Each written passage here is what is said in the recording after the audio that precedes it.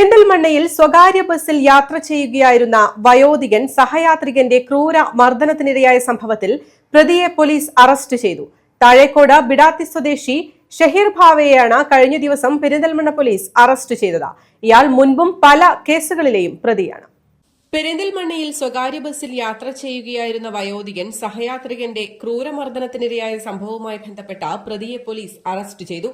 താഴേക്കോട് ബിഡാത്തി സ്വദേശി ഷഹീർ ഭാവയെയാണ് കഴിഞ്ഞ ദിവസം പെരിന്തൽമണ്ണ പോലീസ് അറസ്റ്റ് ചെയ്തത്.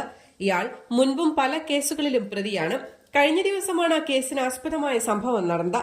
താഴേക്കോട് സ്വദേശി ഹംസയ്ക്കാണ് യുവാവിന്റെ ആക്രമണത്തിൽ പരിക്കേറ്റത്. കാലിൽ ചവിട്ടിയത് ചോദ്യം ചെയ്തതിനെ തുടർന്നാണ് യുവാവ് പ്രകോപിതനായി ഹംസയെ മർദ്ദിച്ചത്. ഇതിൽ പ്രകോപിതനായ യുവാവ് വയോധികനെ കുട്ടികളടക്കമുള്ള യാത്രക്കാർക്കിടയിൽ വെച്ച വൃത്തികെട്ട വാക്കുകളാൽ അസഭ്യം പറയുകയും ക്രൂരമായി മർദ്ദിക്കുകയുമായിരുന്നു. മർദ്ദനത്തിൽ ഹംസയുടെ മൂക്കിന്റെ എല്ല് പൊട്ടുകയും തലയ്ക്ക് പരിക്കേൽക്കുകയും ചെയ്തിരുന്നു. സ്കൂൾ വിട്ട സമയമായതിനാൽ ബസ്സിൽ നിറയെ യാത്രക്കാരുമുണ്ടായിരുന്നു. ബസിന്റെ പിൻഡോറിനടുത്ത് വെച്ചാണ് യുവാവ് വയോധികനെ ആക്രമിച്ചത്. ആക്രമത്തിന്റെ CCTV ദൃശ്യങ്ങൾ പുറത്തുവന്നതോടെയാണ് സംഭവം വിവാദമായത്.